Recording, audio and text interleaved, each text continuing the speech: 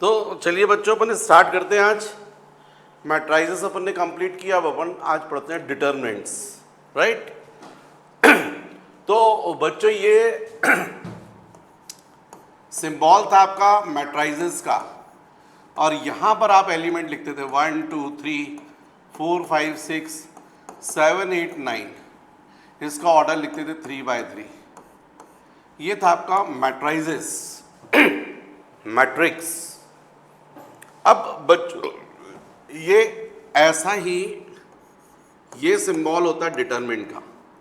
हालांकि डिटरमिनेंट को अपन ऐसे भी लिखते हैं, डिटरमिनेंट ऑफ ए, या फिर ऐसा भी लिखते हैं, और इज इक्वल टू लिखते हैं ऐसे 2 वर्टिकल लाइंस के बीच में। यहाँ पर होते हैं एलिमेंट 1 2 3 4 5 6 7 8 9। इसका भी ऑर्डर हो जाएगा 3/3, 3 रो 3 कॉलम। तो ये मैट्राइजेस हो गया और ये डिटरमिनेंट। इस तरीके से यदि अपन ब्रैकेट में करते हैं, बिग ब्रैकेट में, तो मैट्राइजेस 2 वर्टिकल लाइंस के बीच में अपन एलिमेंट्स को फिल करते हैं, तो वो जाता है डिटरमिनेंट। अब डिटरमिनेंट यदि अपन सेकेंड ऑर्डर में लें 2 डिग्री में, तो उसको कैसे सॉल्व करते हैं। मान लीजिए ये 1 2 3 4 ऐसा डिटरमिनेंट है। तो इसको जब अपन सॉल्व करते हैं बच्चों, तो ऐसा मल्टीप्लाई करते हैं 1 इंटू 4 माइनस, फिर ये डबल एरो से जो बता रहा हूँ उसको बाद में, -3 इंटू 2। मतलब इसकी वैल्यू हो जाएगी डिटरमिनेंट की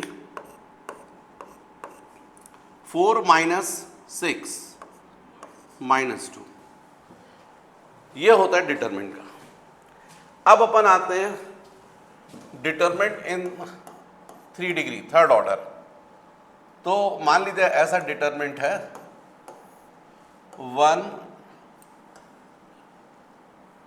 1 ना लेकर चलिए A11 लिख देता हूं मैं, A12 A13 A21 A22 A23 A31 A32 A33।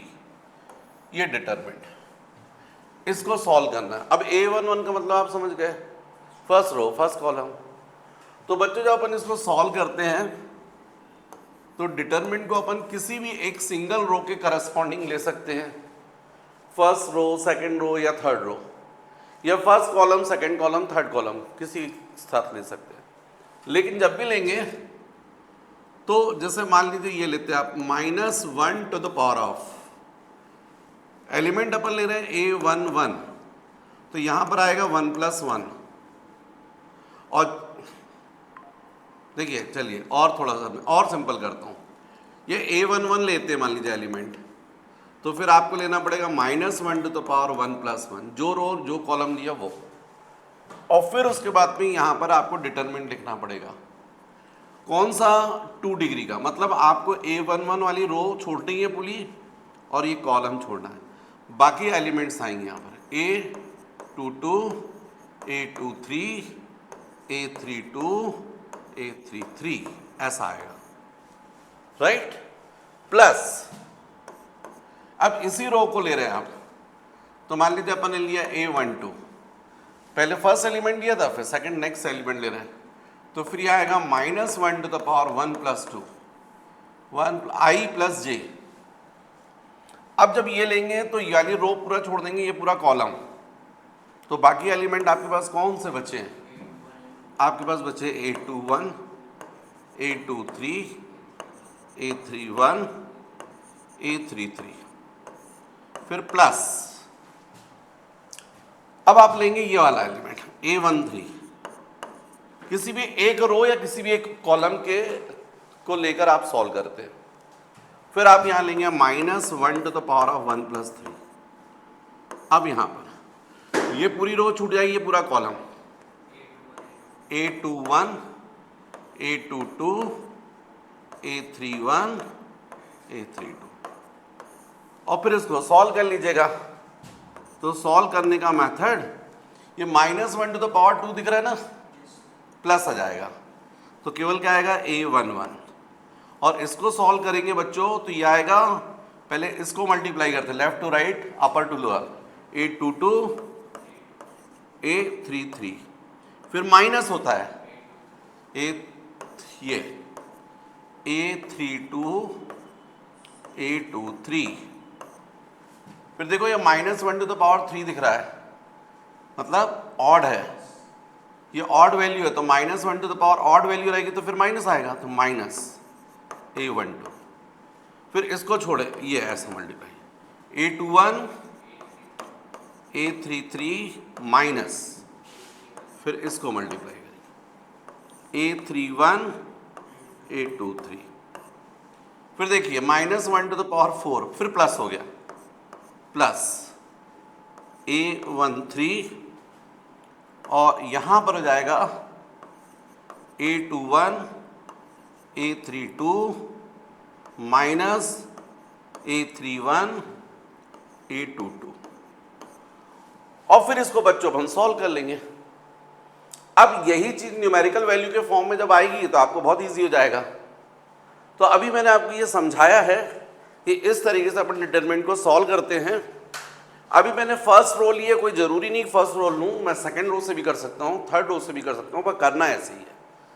जो एलिमेंट लेंगे, जो रो लेंगे, उसका एलिमेंट यदि A21 सेलेक्ट किया तो आ जाएगा -1 टू द पावर 2 + 1, और फिर वो रो को छोड़ देंगे, वो पूरा कॉलम को और बाकी एलिमेंट को मैट्रिक्स में लेके सॉल्व कर लेंगे, सेम इसी तरीके से, राइट।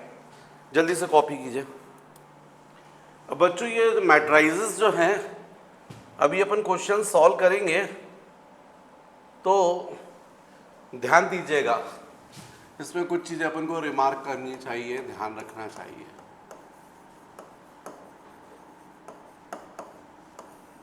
जैसे मान लीजिए मैट्रिक्स है 1 2 3 3 0 0 4 5 6, अब इसको सॉल्व करना है, तो इसमें ज़्यादा बेटर रहेगा कि आप इस वाली रो को लीजिए जिसमें ज़्यादा ज़ीरो हैं, तो इसमें आप थोड़ा जल्दी सॉल्व कर लेंगे। कर किसी से भी सकते हैं, आंसर सेम आएंगे, पर ऐसा करना चाहिए, इसमें आपका कैलकुलेशंस कम हो जाएगा, क्योंकि जब ये वाले फैक्टर लोगे ना, ये वाले एलिमेंट, और मल्टीप्लाई करोगे तो ज़ीरो हो जाएगा, तो केवल इसका बार आपको करना पड़ेगा। तो ये ध्यान रखिए, जिस रो में या जिस कॉलम में ज़्यादा ज़ीरो होते हैं, वो वाली रो या कॉलम को हमको सिलेक्ट करना चाहिए एक्सपांशन के लिए। सेकंड बच्चों, जैसे अब हमने कोई भी रो लिया, कोई भी कॉलम लिया, तो आप देख रहे थे कि अपन को, जैसे अपन ने A23 लिया था, तो अपन ने लिखा था -1 टू द पावर 2 + 3, ऐसा लिखा था, मतलब ये क्या हो गया था, ऑड हो गया था 5, तो इसलिए वो टर्म क्या हो गई थी, फिर नेगेटिव हो गई थी। इसका मतलब ये हुआ कि किसी भी अपन जब एलिमेंट को सिलेक्ट करके एक्सपांशन करेंगे, और जब हम -1 to the power I + j करेंगे, तो यदि ये I + j यदि इवन हुआ तो सीधे हम क्या लिखेंगे, प्लस, और I + j की वैल्यू यदि ऑड हुई तो हम डायरेक्ट नेगेटिव भी लिख सकते हैं। आप बात समझ गए? जैसे अपन ने यहाँ पर एक्सपांशन किया था ना, अपन ने एलिमेंट लिया था A, मान लीजिए 1 3, तो फिर 1 3 के बाद अपन क्या कर रहे थे, -1 टू द पावर 1 + 3 कर रहे थे, फिर उसके बाद अपन डिटरमिनेंट लिख रहे थे सेकंड ऑर्डर में। अपन चाहें तो ये जो स्टेप है इसको डायरेक्ट कर सकते हैं, यहाँ सीधे अपन इसको ना करके क्या कर सकते हैं, प्लस, ये करें ही ना, क्यों, क्योंकि I + j 4 हो रहा है, इवन के केस में वो ऑटोमेटिक क्या हो जाएगा, प्लस, और यदि I + j की वैल्यू ऑड होती तो अपन सीधे यहाँ पर क्या कर देते हैं, माइनस। ये बात ध्यान रखिएगा। तीसरी बात, एक और बात, यदि मान लीजिए मैट्राइजेस है, मैट्राइजेस A = K times of B है, ये मैट्राइजेस है A K times of B है, तो जब आप डिटरमिनेंट में वैल्यू निकाल कर देखोगे, और मान लीजिए स्क्वायर है n × n का, n/n, तो आपको देखने मिलेगा डिटरमिनेंट A = होता है यहाँ पर n times of n to the power k times of determinant b। तो ये हम लोग जो है ऐसा करेंगे। मुझसे थोड़ा यहाँ पर मिस्टेक हुई है, ये k to the power n होगा बच्चों, k to the power n। मैं यहाँ कंफ्यूज हो गया था। तो k to the power n, यदि मान लीजिए कोई मैट्रिक्स है 3/3 की है और यहाँ पर ये भी 3/3 की, ये भी 3/3 की और k की वैल्यू 2 है, तो जब आप इस मैट्रिक्स के लिए डिटरमिनेंट ले लेते हैं, इस b को डिटरमिनेंट की वैल्यू ले लेते हैं, तो आपको देखने मिलेगा डिटरमिनेंट एक वैल्यू जो आएगी वो डिटरमिनेंट b की वैल्यू का k to the power n times आएगी। मान लीजिए k की वैल्यू 2 है और यहाँ पर 3/3 का ऑर्डर है, तो 2 to the power of 3 8 times आएगा। यदि ये 3 होता तो 3 टू द पावर 3 आएगा 27 टाइम्स। तो मेरे ख्याल से बात समझ गए हो। तो बच्चों बस इतनी ही थ्योरी है और इस थ्योरी के बेसिस पर हम लोग अब बहुत इजीली एक्सरसाइज 4.1 कर सकते हैं। तो मुझे लगता है कि एक्सरसाइज 4.1 कुछ क्वेश्चंस मुझे करवाने चाहिए, कुछ मैं छोड़ूंगा, आप लोग कीजिएगा, जो नहीं बनेंगे तो पूछ लीजिएगा। तो जैसे एक्सरसाइज 4.1 का मैं फर्स्ट क्वेश्चन ही करता हूँ, हालांकि सारे क्वेश्चन में वही है, evaluate the determinant in exercise 1 to 2, है ना। तो जैसे अपन एक्सरसाइज 1 फाइंड करना वैल्यू, डिटरमिनेंट अपन को दिया हुआ है 2, 4, -5, -1। तो इस डिटरमिनेंट की वैल्यू 2 इंटू -1 हो जाएगा बच्चों, -2, 2 इंटू -1 -5 इंटू 4। तो डिटरमिनेंट की वैल्यू हो जाएगी -2 माइनस प्लस 20। इसका मतलब आंसर आ जाएगा 18। फिर क्वेश्चन नंबर 2, इसका फर्स्ट देखिए, डिटरमिनेंट हमको दिया है cos theta minus sine theta,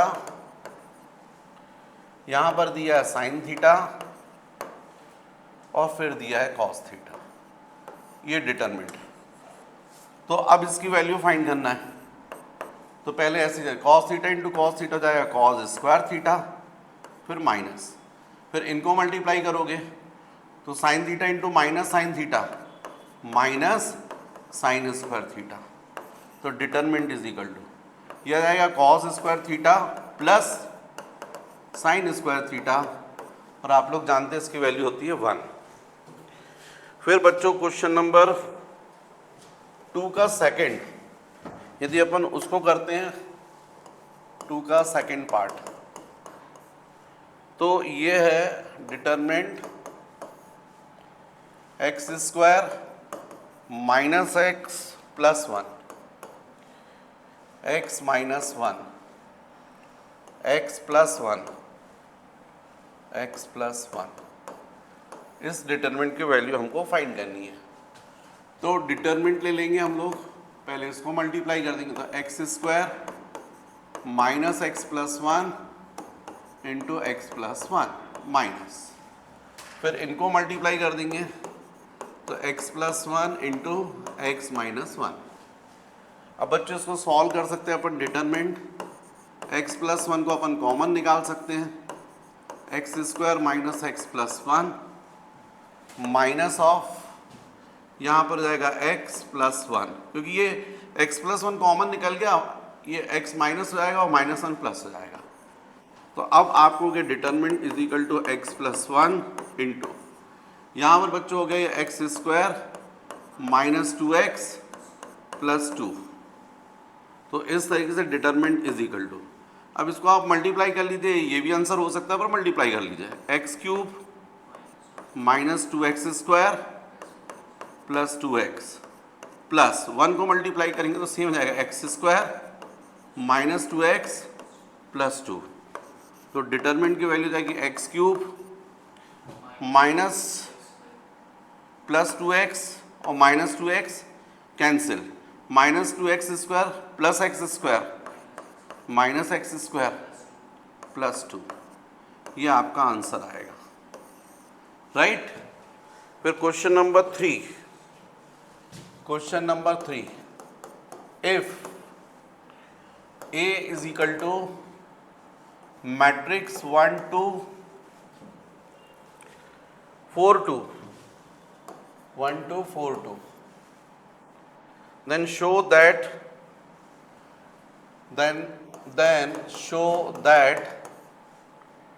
determinant 2A is equal to 4 times of determinant A। ये हमको क्वेश्चन में बोला गया है, तो हमको ये शो करना है सॉल्यूशन। तो बच्चों हमको डिटरमिनेंट मैट्रिक्स A गिवन है और इससे ये प्रूफ करना है। तो पहले मैं सोचता हूँ 2A मैट्रिक्स फाइंड कर लीजिए, तो ट्वाइस ऑफ 1 2 4 2 फाइनली आ जाएगा 2 4 8 4। मैट्रिक्स में तो ऐसे ही होता है, सारे एलिमेंट से मल्टीप्लाई कर देते हैं, तो ये मिल गया अपन को। अब डिटरमिनेंट 2A निकाल लीजिए, तो जाएगा 2 4 8 4, ये हो जाएगा 2 इंटू 4 माइनस 8 इंटू 4, कितना हो गया बच्चों ये 8 माइनस 32। इसका मतलब फाइनली कितनी वैल्यू आ रही, वैल्यू माइनस 24, ये हो गया 1। अब 4 टाइम्स ऑफ डिटरमिनेंट है, तो 4 times of determinant 1 2 4 2 is equal to determinant, तो जाएगा 4 इंटू 1 इंटू 2 2 माइनस 4 इंटू 2 8, तो इसका मतलब 4 टाइम्स ऑफ 2 माइनस 8 माइनस 6, मतलब माइनस 24, ये हो गया 2। तो बाय 1 and 2 प्रूफ हो गया determinant 2A is equal to 4 times of determinant A, right. तो ये हो गया बच्चों क्वेश्चन नंबर 3। फिर नेक्स्ट क्वेश्चन, अच्छा ये हो गया ना। फिर नेक्स्ट बच्चों देखो क्वेश्चन नंबर 4th क्वेश्चन है, if A is equal to matrix 1 0 1 0 1 2 0 0 4, तो हमको शो करना है determinant thrice A is equal to 27 times of determinant A, हमको ये शो करना है। चाहो तो बच्चों पहले 3A मैट्रिक्स निकालो, तो 3 इंटू 1 0 1 0 1 2 0 0 4। अब डिटरमिनेंट 3A निकाल लो इज इक्वल टू, तो डेफिनेटली ये मल्टीप्लाई हो जाएगा, तो यहाँ पर ये डिटरमिनेंट बनेगा और इसको पहले मल्टीप्लाई 3 0 3 0 3 6 0 0 12, ये हो जाएगा। अब इसको सॉल्व करोगे बच्चों डिटरमिनेंट 3A को, तो मैंने तुम लोगों को बोला जहाँ ज़्यादा ज़ीरो हैं वो वाली आप रो ले लीजिए या वो वाला कॉलम ले लीजिए। तो आप या तो ये ले सकते हो कॉलम, या फिर ये वाली रो ले सकते हो, फर्स्ट कॉलम या थर्ड रो, जो आपकी इच्छा है। यदि फर्स्ट कॉलम लेते हो तो हो जाएगा 3 into minus 1 to the power 1 plus 1, देख रहे हैं ना, फर्स्ट रो फर्स्ट कॉलम है। और फिर इसके आगे जब डिटरमिनेंट करेंगे तो ये रो छोड़ देंगे 303 वाली और 300, तो केवल क्या बचेगा फिर 3 6 0 12। उसके आगे बच्चों जब आप -0 +0 करेंगे, क्योंकि 0 जब लेंगे तो फिर मल्टीप्लाई करेंगे तो 0 जाएगा, नेक्स्ट भी एक्सपेंशन करेंगे इस 0 के करस्पॉन्डिंग तो पूरा 0 जाएगा। तो कुल मिलाकर आपको इतना ही सॉल्व करना पड़ेगा। तो डिटर्मिनेंट 3a की वैल्यू आ जाएगी, ये -1⁻² दिख रहा है तो प्लस हो गया तो केवल 3 आ जाएगा। और इसको करोगे बच्चों तो 3 × 12 36, -0 × 6 0, तो केवल क्या आएगा 36, तो 3 × 36, इसका मतलब है 108। ये आपका डिटरमिनेंट 3a की वैल्यू आई है। अब आपको प्रूफ करना है 27 टाइम्स ऑफ डिटरमिनेंट a, तो 27 times of determinant a is equal to 27 times of determinant a क्या रहेगा आपका 1 0 1 0 1 2 0 0 4। अब इसको सॉल्व कर लीजिए बच्चों, 27 डिटरमिनेंट a को तो जाएगा 27 इंटू, यहाँ पर एक्सपांशन करेंगे तो 1 ले लेंगे इंटू -1⁻1 + 1 प्लस हो जाएगा। अब बाकी ये डिटरमिनेंट लेंगे 1 × 4 4 -0 × 2 0, फिर बाकी -0 + 0 तो खत्म हो जाएगा। तो कुल मिलाकर 27 determinant a is equal to 27 into 4 आ जाएगा। ये भी बच्चों 108 आ रहा है, मतलब बाय 1 and 2 हमने प्रूफ किया, बाय 1 and 2 हमने प्रूफ किया determinant 3a is equal to 27 times of determinant a। कुल मिलाकर बच्चों यहाँ पर नोट करने वाली बात आ रही है, यदि आप ध्यान दें क्वेश्चन नंबर 3 और क्वेश्चन नंबर 4 दोनों से यदि आप ध्यान दें तो आपको एक कंडीशन मिल रही है determinant k × a, k into matrix a और उसका डिटरमिनेंट इज इक्वल टू, ये आ रहा है आपका k⁴n डिटरमिनेंट a। ये चीज आपको मिल रही है। आप देखिए क्वेश्चन नंबर 3 को देखिए, जो क्वेश्चन नंबर 3 था आपका उसमें आपको प्रूफ करना था, आपने प्रूफ किया था determinant 2a is equal to 4 times of determinant a। और आप देख रहे थे कि जो मैट्रिक्स आपको गिवन थी वो 2/2 की थी, मतलब ऑर्डर जो था स्क्वायर था और ऑर्डर 2/2 का था। तो यदि आपको ये दिख रहा था 2a, तो यहाँ पर जब आप लिखोगे तो ये k मतलब 2, तो 2 और इसका ऑर्डर n, मतलब n ऑर्डर कितना था 2/2, तो 2a। इसको सॉल्व किया तो कितना आ गया था ये 4। यदि आप देखें थर्ड क्वेश्चन में ऐसा था, फोर्थ क्वेश्चन को देखो आप, फोर्थ क्वेश्चन में आपका है क्या प्रूफ करना था determinant 3a is equal to 27 times of determinant a।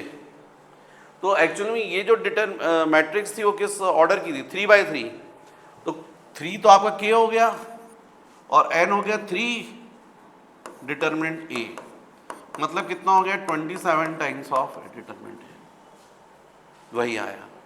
तो ऐसा आपको फायदा मिलेगा जब आप MCQ करेंगे। मल्टीपल चॉइस क्वेश्चंस में आपको पूरा सॉल्व नहीं करना पड़ेगा, सीधे आप इस कॉन्सेप्ट को देखकर आंसर टिक कर देंगे। वो आपसे पूछेंगे कि यदि ऐसा है तो फिर कितना होगा, कौन सा ऑप्शन, तो आपको इसको करेक्ट करना पड़ेगा, टिक करना पड़ेगा। तो आप कहाँ सॉल्व करते बैठेंगे, 4 ऑप्शन दिए रहेंगे, तो आपको इस प्रॉपर्टी की हेल्प लेनी पड़ेगी, राइट। तो हमको थर्ड और फोर्थ क्वेश्चन से एक ट्रिक मिल रही है, वो ध्यान रखना चाहिए। नेक्स्ट बच्चों क्वेश्चन नंबर 5th, तो 5th का फर्स्ट देखते हैं अपन। 5th का फर्स्ट डिटरमिनेंट की वैल्यू फाइंड करनी है आपको, 3 -1 -2 0 0 -1 3 माइनस 5 0। तो मुझे तो ऐसा लगता है बच्चों, जो अपने थ्योरी पढ़ी उसके हिसाब से ये वाली रो अपन को लेनी चाहिए इसमें, क्योंकि 2 0 हैं। तो आप यदि इसको लेते हो तो ये जाएगा 0 प्लस इसको भी लोगे तो 0, क्योंकि आप बाकी फिर मल्टीप्लाई करोगे तो कोई फर्क नहीं पड़ेगा। और यहाँ -1 लेते हो तो ये जाएगा -1, फिर यहाँ पर आएगा आपका -1 टू द पावर ऑफ, कितना दिख रहा है आपको, ये कौन सा एलिमेंट है, सेकेंड रो थर्ड कॉलम, तो क्या जाएगा 2 + 3 ऑड आ जाएगा। लेकिन जब आप ये लोगे तो पूरा कॉलम छोड़ोगे, ये रो छोड़ोगे, तो आपके पास में क्या बचेगा, 3 - 1 3 - 5। और इस तरीके से भी सॉल्व करते हो तो डिटरमिनेंट की वैल्यू आनी चाहिए आपकी -1, ये भी -1, और फिर बाकी ये जाएगा 3 × -15 -3 × -1 -3, तो ये +3 हो जाएगा। अच्छा, इसका मतलब डिटरमिनेंट इज इक्वल टू, यहाँ बच्चों ये प्लस हो गया और ये हो जाएगा -12। तो इसका आंसर आना चाहिए आपका -12।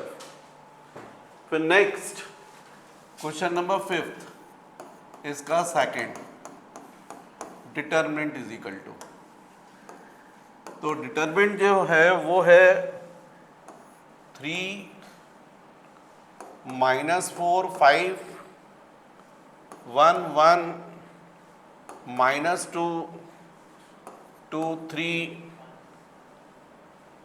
2 3 1।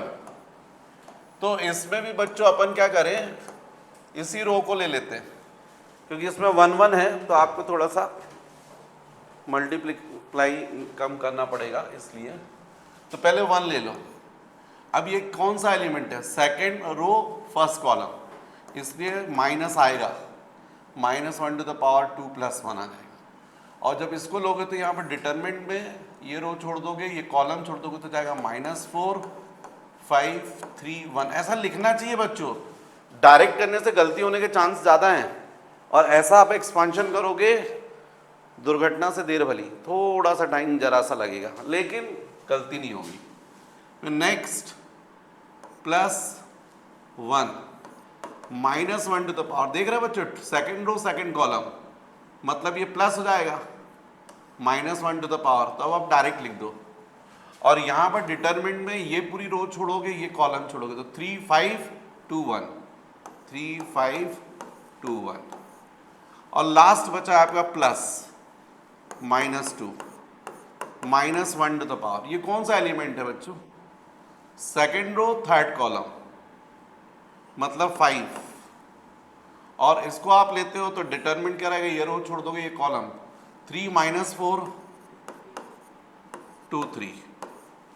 अब इसको सॉल्व कर लीजिए तो आपका आंसर आ जाएगा डिटरमिनेंट इज इक्वल टू, ये हो जाएगा बच्चों -1 इंटू, यहाँ पर आ जाएगा -4 -3 × 5 15 +1, ये 3 -10 हो जाएगा, फिर प्लस, यहाँ पर देखो -1 टू द पावर 5 माइनस हो जाएगा, और ये माइनस +2, यहाँ पर जाएगा 3 × 3 9 माइनस 2 × -4 -8, जो ये +8 हो जाएगा। तो यहाँ पर हो जाएगा -19 × माइनस +19, फिर यहाँ पर हो जाएगा आपका 3 - 10 -7, 8 + 9 17 × 2 34 +34। तो आपका आंसर आना चाहिए डिटरमिनेंट की वैल्यू 19 - 7 हो जाएगा बच्चों 12 + 34 46। तो ये आंसर आ रहा है।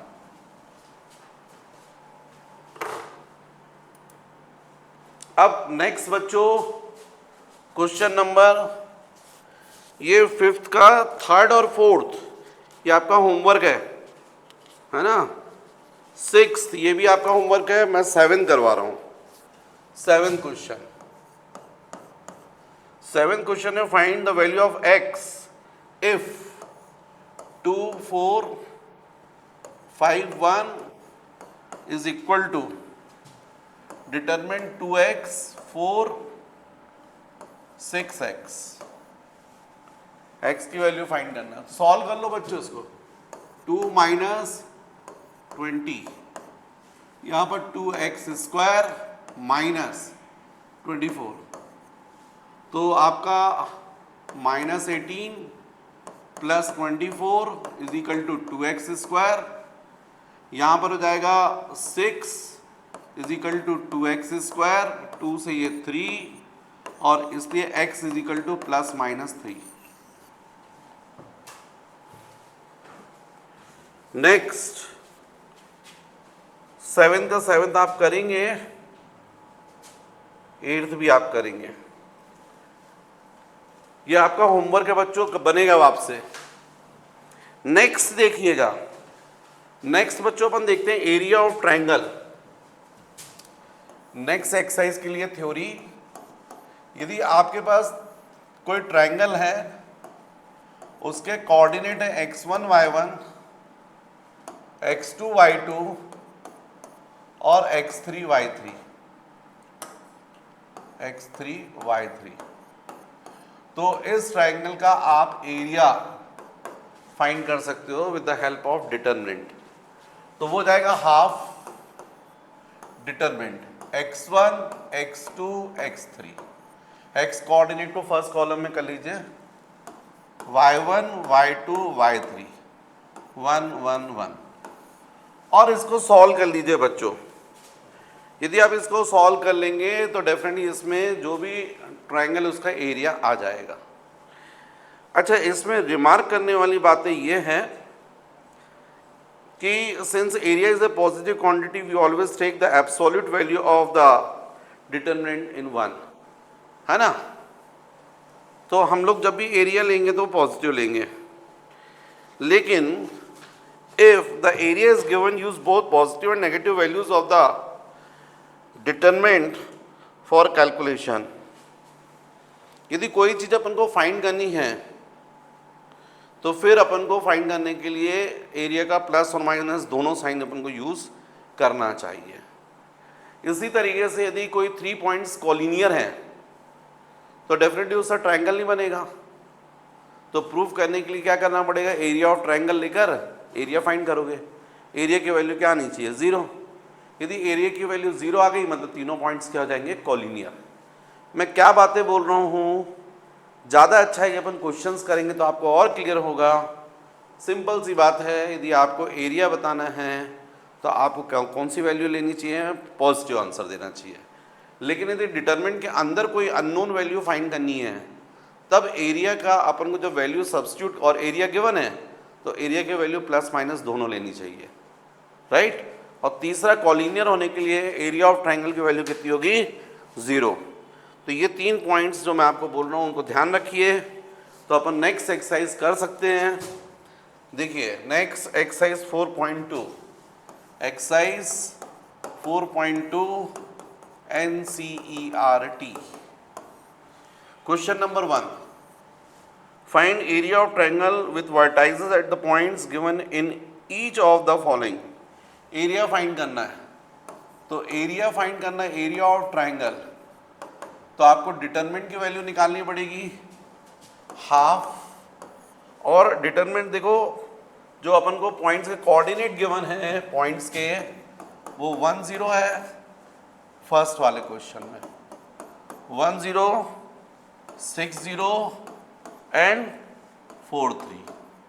इसका मतलब x कोऑर्डिनेट देखो आप 1 6 4, y कोऑर्डिनेट देखो 0 0 3 1 1 1। इससे हमको एरिया ऑफ ट्रायंगल की वैल्यू आ जाएगी। सॉल्व करेंगे तो बिल्कुल जैसा अपन करते हैं वैसे ही करेंगे इसमें, और मुझे लगता है यहाँ पर ये कॉलम लेना चाहिए हमको। कौन सा कॉलम, सेकंड। तो सेकंड कॉलम लोगे तो 0 प्लस 3, लेकिन अब ये कौन सा एलिमेंट है, थर्ड रो सेकंड कॉलम, तो -1 टू द पावर कितना जाएगा 3+2, थर्ड रो सेकंड कॉलम। इसके बाद इसका डिटरमिनेंट क्या आएगा, तो इसकी कॉलम छोड़ दोगे, इसके रो छोड़ दोगे, बाकी को एलिमेंट, तो 1 1 6 1। तो आपका आंसर आएगा बच्चों हाफ, ये 0 0 हो गया, ये माइनस आ जाएगा -3, और यहां पर आ जाएगा 1 -6 × 1 6, ऐसा। तो कुल मिलाकर आपको मिलेगा हाफ इंटू, ये बच्चों -5 हो रहा है, इंटू -3 15 हो जाएगा। तो इसलिए आ जाएगा आंसर 15/2, ये आपका आंसर होगा। एक्सरसाइज 4.2 फर्स्ट क्वेश्चन का फर्स्ट का आंसर। बच्चों मुझसे एक स्टूडेंट यहाँ बैठा हुआ है तो मुझसे बोल रहा है कि सर वो जो पिछला क्वेश्चन आपने करवाया उसका आंसर √3, तो वास्तव में √3 तो था, क्योंकि x² = 3 था, स्क्वायर रूट लोगे तो x हो जाएगा, और यहाँ पर प्लस माइनस √3। तो थोड़ा भावनाएं समझा करो, लिखने में कभी कभी मिस्टेक हो जाती है, पर होनी नहीं चाहिए, कायदे के अनुसार होनी नहीं चाहिए। ये बच्चों आपका एक्सरसाइज 4.2 इसका फर्स्ट क्वेश्चन। नेक्स्ट क्वेश्चन देखो, क्वेश्चन नंबर 2, और हमको शो करना that the points are collinear. अब कॉलिनियर हैं तो मतलब एरिया ऑफ ट्राइंगल यदि अपन करेंगे तो कितना आएगा 0। यदि एरिया अपन निकालते 0 आ गया तो क्या प्रूफ हो जाएगा, तीनों पॉइंट्स क्या हैं, कॉलिनियर हैं। तो बच्चों डायरेक्ट करते हैं अपन इसको, area of triangle half into first column में सबके x कोऑर्डिनेट, तो a, नेक्स्ट का b और नेक्स्ट का c, फिर y coordinate b + c, next हो जाएगा c + a, और नेक्स्ट है a + b, फिर 1 1 1।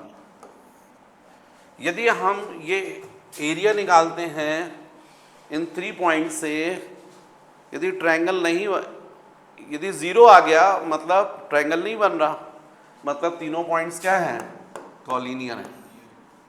क्योंकि यदि कॉलिनियर नहीं होंगे तो ट्रायंगल जरूर बनेगा, है ना। तो चलिए करके देखते, अपन को कॉलिनियर प्रूफ करना है, तो कर लीजिएगा हाफ इंटू ए। जब बच्चों ए लोगे आप तो ए वाली रो, ए वाला कॉलम छोड़ दोगे, इसको मल्टीप्लाई करोगे c + a हो जाएगा, है ना, माइनस, फिर ये हो जाएगा a + b। ऐसे प्रॉपर यदि ब्रैकेट लगाते हैं ना बच्चों तो गलतियां नहीं होती हैं। फिर नेक्स्ट इसी कॉलम को ले लो अब, +b, एक्चुअली में माइनस आ जाएगा वो, क्योंकि b फिर -1 टू द पावर कितना रहेगा, सेकेंड रो फर्स्ट कॉलम 2 + 1, तो माइनस आ जाएगा। फिर यहाँ पर फिर इस रो को छोड़ दोगे, इस कॉलम को, सॉरी इस रो को छोड़ दोगे और इस कॉलम को, तो इसको मल्टीप्लाई करोगे तो क्या आएगा बोलो, b + c × 1 minus a + b × 1, ठीक। फिर प्लस c ले लो, क्योंकि ये प्लस आ जाएगा, थर्ड रो फर्स्ट कॉलम है इसलिए। इसमें भी ऐसे होगा, c लोगे तो ये वाली रो छोड़ दोगे, ये कॉलम छोड़ दोगे, तो ये बचेगा, इसमें इसको ऐसे मल्टीप्लाई कर दिया, b + c minus c + a। अब सॉल्व करके देखिएगा एरिया ऑफ ट्रायंगल हाफ। तो बच्चों यहाँ पर देखो आप, ये a है, यहाँ पर तो आप ब्रैकेट ओपन करोगे तो a और -a कैंसिल हो जाएगा, तो क्या बचेगा c - b। यहाँ पर देखोगे तो b और -b कैंसिल हो जाएंगे, तो क्या बचेगा यहाँ पर c - a plus c into, यहाँ पर ब्रैकेट ओपन करोगे तो c और -c कैंसिल हो जाएंगे, और क्या जाएगा b - a, ये आ जाएगा। अब इसको सॉल्व करके देखिए, हाफ, इसको मल्टीप्लाई करेंगे तो AC - AB minus BC + BA, यहाँ पर plus C B minus C A, तो ए सी और minus A C cancel, minus A B और plus A B cancel, minus B C plus B C, तो definite is equal to of 0। मतलब proof हो गया कि जो तीनों पॉइंट्स हमको गिवन हैं वो कैसे हैं, कॉलिनियर हैं। नेक्स्ट क्वेश्चन बच्चों, question number 3, find value of k if area of triangle is 4 units and vertices are given। देखिए एरिया हमको कितना गिवन है, एरिया हमको गिवन है 4 स्क्वायर यूनिट, और वर्टाइज जो है इसका कोऑर्डिनेट k0 40 और 02। मतलब अब बच्चों अपन एरिया जो लेंगे प्लस और माइनस दोनों लेंगे, क्योंकि हमको अंदर जो एलिमेंट है वो फाइंड करना है। तो हमको मालूम है area of triangle is equal to half, determinant में जाएगा k 4 0 0 0 2 1 1 1। अब यहाँ पर एरिया की जो वैल्यू रखेंगे प्लस माइनस 4 रखेंगे, यहाँ हाफ हो जाएगा। और जब इसको सॉल्व करोगे तो जो जैसा आपको मैंने सिखाया है उस हिसाब से ये वाला ले लीजिए, सेकंड कॉलम, तो 0, यहाँ भी प्लस 0 प्लस 2, और ये बच्चों देखो कौन सा, थर्ड रो सेकंड कॉलम है, मतलब 3 + 2 5 ऑड आ रहा है, इसलिए क्या जाएगा, नेगेटिव। अब जब इसको लोगे आप तो ये पूरी रो छोड़ दोगे, ये पूरा कॉलम, तो किसको मल्टीप्लाई करोगे, k × 1 k माइनस 4 × 1 4। तो इस तरीके से बच्चों plus minus 4 is equal to half, यहां पर आ जाएगा आपका -2 × k - 4, 2 से ये कैंसिल होगा तो ये 1 हो जाएगा। कुल मिलाकर आपको मिलेगा plus minus 4 is equal to, minus sign जब मल्टीप्लाई करोगे तो जाएगा -k + 4। इसका मतलब है k is equal to 4 minus plus 4, transfer करोगे तो जब आप माइनस साइन लेंगे, नेगेटिव साइन, तो k की वैल्यू जाएगी 0, और पॉजिटिव साइन लेंगे तो k की वैल्यू जाएगी 8। इसलिए इसके ये 2 आंसर होंगे करेक्ट, 0 और 8। बच्चों नेक्स्ट क्वेश्चन 4th, हमको इक्वेशन फाइंड करना, इक्वेशन ऑफ ए लाइन। ये लाइन है, इस पर एक पॉइंट से कोऑर्डिनेट गिवन है 1 2, दूसरी पॉइंट के कोऑर्डिनेट है 3 6, और इस लाइन का इक्वेशन फाइंड करना है with the help of determinant. तो इस पर एक कोई पॉइंट और अज्यूम कर लो x y। यदि ये लाइन है तो इससे ट्रायंगल नहीं बन रहा है, और ट्रायंगल नहीं बन रहा मतलब एरिया ऑफ ट्रायंगल कितना आएगा, 0। तो बस आप वही कॉन्सेप्ट यूज कर लीजिए, area of triangle is equal to क्या होता है, half 1 3x 2 6 y 1 1 1 is equal to of 0। क्यों, क्योंकि लाइन है, कॉलिनियर है।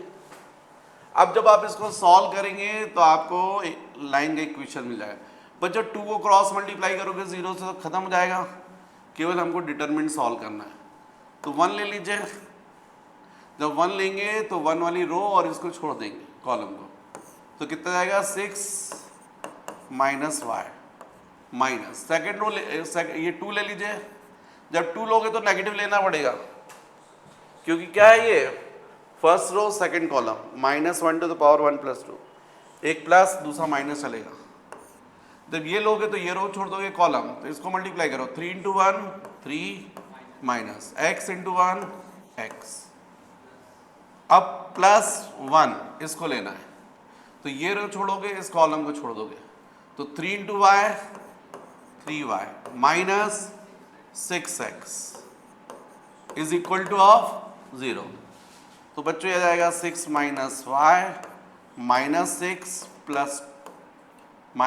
प्लस 2x, और यहाँ पर हो जाएगा plus 3y minus 6x is equal to 0।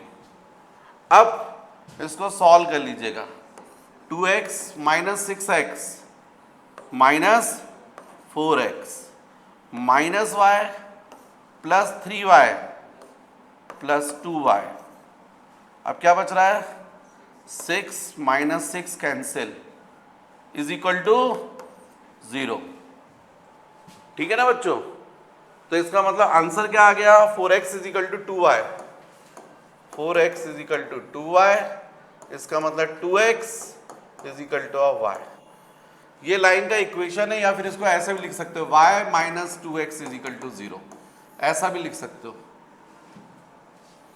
ऐसा भी लिख सकते हो, y is equal to 2x भी लिख सकते हो, जैसी आपकी मर्जी, पर आंसर ये होगा।